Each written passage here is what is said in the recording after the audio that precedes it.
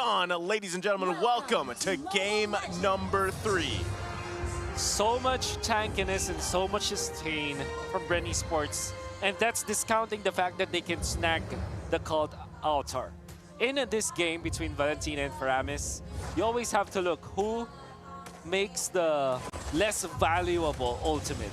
Who pops the ultimate first? Maybe that could be the least valuable ultimate, but sometimes it can be useful if you're trying to be aggressive. But more importantly, all of the team fights will revolve around Aqua and Few. Yeah, I mean, not only that, right? Because usually that's what you see. You see both of them trying to fake each other out, who's going to use it first, right? Yeah. But also, that happens, it's what gold laners profit out of it, right? Who, out of the gold lane, is able to burst down that cult altar faster, right? That's what we're going to see here. Now, there's a very close Iron Hook coming out from Light, but that's the thing, right? You want to delay Super Marco as much as possible on this Claude because naturally it should be easier for Emon to scale up here, but already in the bottom side.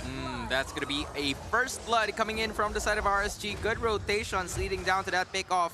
And this is the pressure coming in from the Raiders, making sure that they will be the ones to set the pace this time around. Wonderful read coming out from RSG. They know that Pandora's old flicker was already forced before that fight happened. So when Demon Kite actually went into the bottom lane, it was a clean kill, knowing that there will be no other ways for Pandora to escape that. And this is a massive power spike from RSG because now they can work around the first turtle area with a lot more firepower in them, knowing that Pandora will not be as strong as Naps. Yup, and Naps here got off to at least 80% of their health, but so far it's BREN Esports and RSG trying to position themselves onto this turtle take where Kyle, TC, and the rest of the gang are already here and they're surrounding RSG. Will they be able to do something about it? There comes the cult altar right over here and it's expiring slowly, but surely, and that's gonna be Naps being taken out. No, it's Kyle, TC actually, so it is a free lord or free country for the rest of the members of RSG, taking down not one,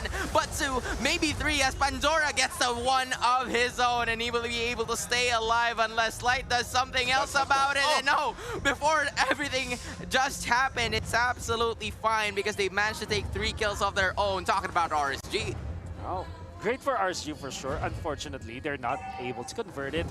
Because of the fact that Kyle TZ was the one eliminated earlier, he responds faster, which means that he is now first to the turtle fight. There's nothing that RSG can do about this, as Ogwin already have zoned them out. Perfect execution coming out from BREN Esports and the recovery as well. And we are now back to an even game. Yeah, I think, you know, the little lead there that Navs had, even though he was able to grab those 2 assists too from that previous team fight, now it's even Steven back in the bottom lane. So already here, now the focus on the top side. Light's going to take quite a bit of damage, no commitment just yet.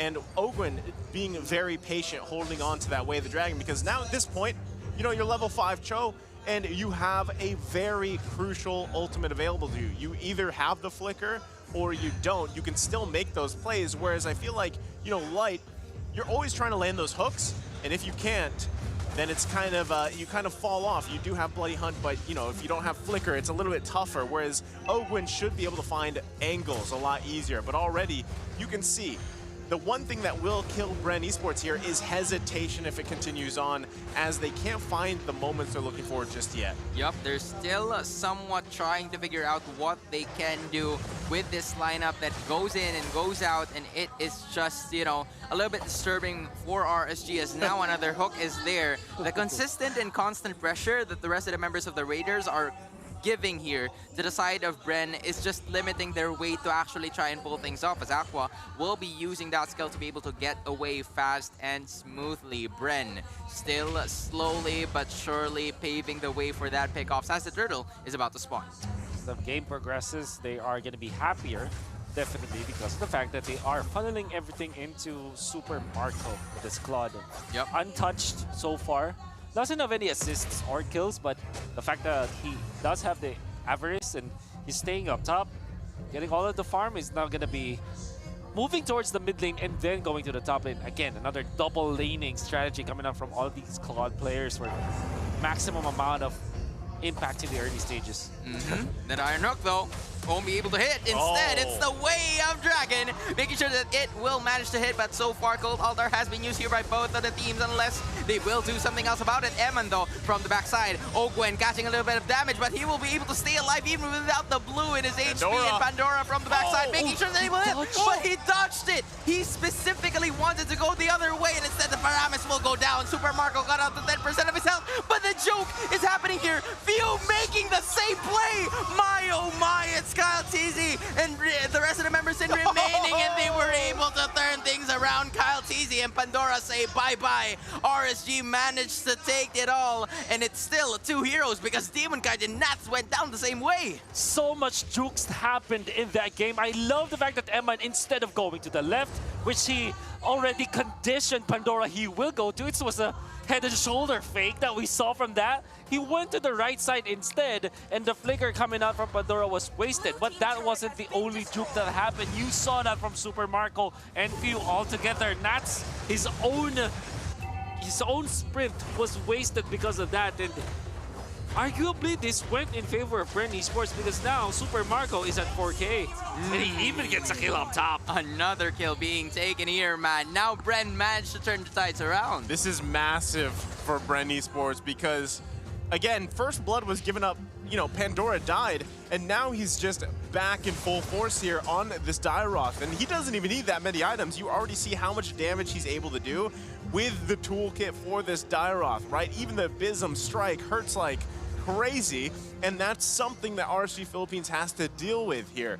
Now, I mean, at this point, 30 seconds, next turtle is going to be up. Both teams have 1 for 1. They're going to look for a pick.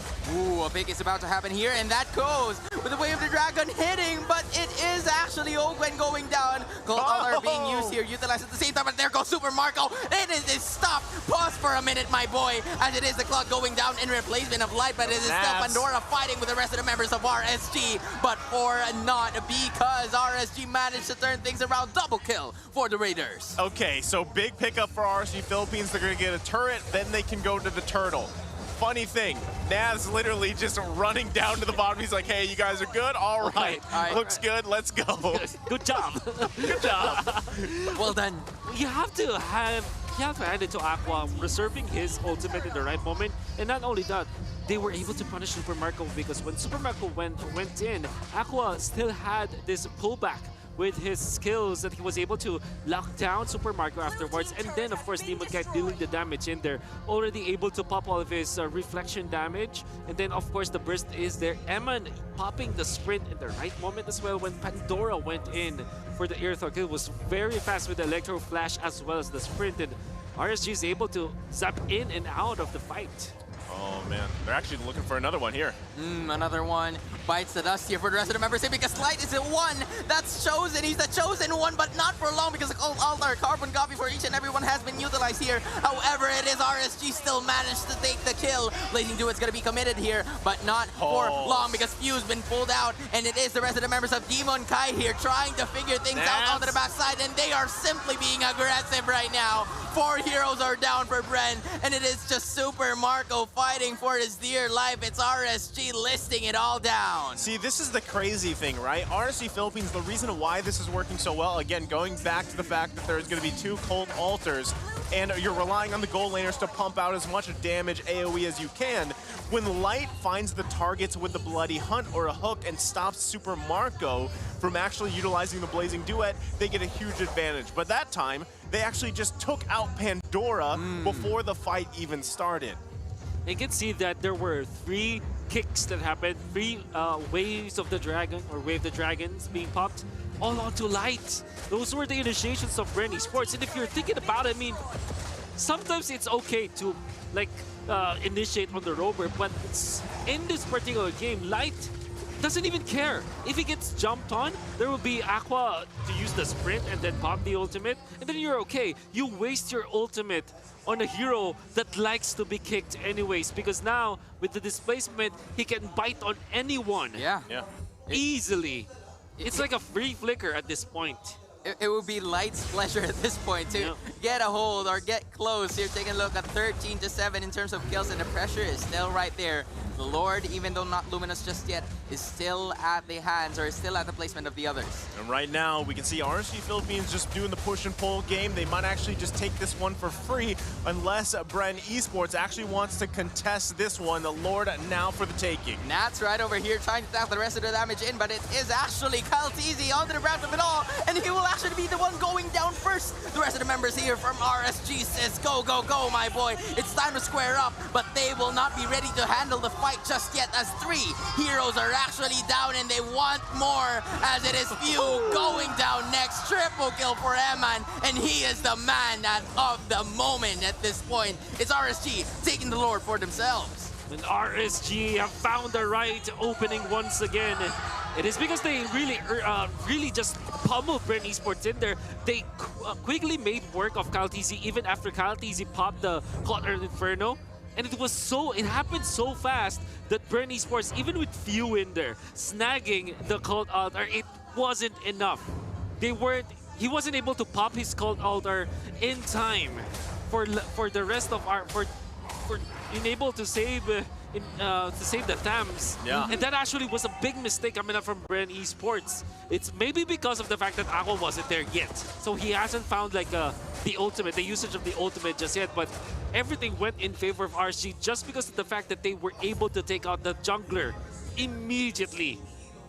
Again, this is the scary point that I'm talking about here with Emon, right? Even just on an Irithyll, you have that ultimate, that heavy crossbow, and with the Berserker's Fury alone, you are doing tons of damage, and now their eyes are on the prize here in the mid lane. Man, you can't spell damage without damn, but the selection is already right over there. Caught Earth Inferno is going to be used with the Cold Altar, but who will be the ones to actually stay alive? Eman, though, with a sliver of health, is still fighting, but not for long, as Nats catching the attention of the rest of the members in, but Few will go down the same way. Ogwen, Pandora, and Kyle TZ is right over here to save the day. Super Marco just onto the top side, trying to defend their turrets in, but Pandora taking a little bit of more of the damage that RSG has to offer. Good defense here coming from BREN Esports, trying or managing to keep them all alive, but only for just 1 minute. They managed to find the kick that they were looking for, and Eman is already shut down by BREN Esports. Finally, for the longest time, we've seen Ogwen just initiate onto Light. Like I said, not the right target to go for. And even through the Cult Altar, they had enough damage because it's just very natural.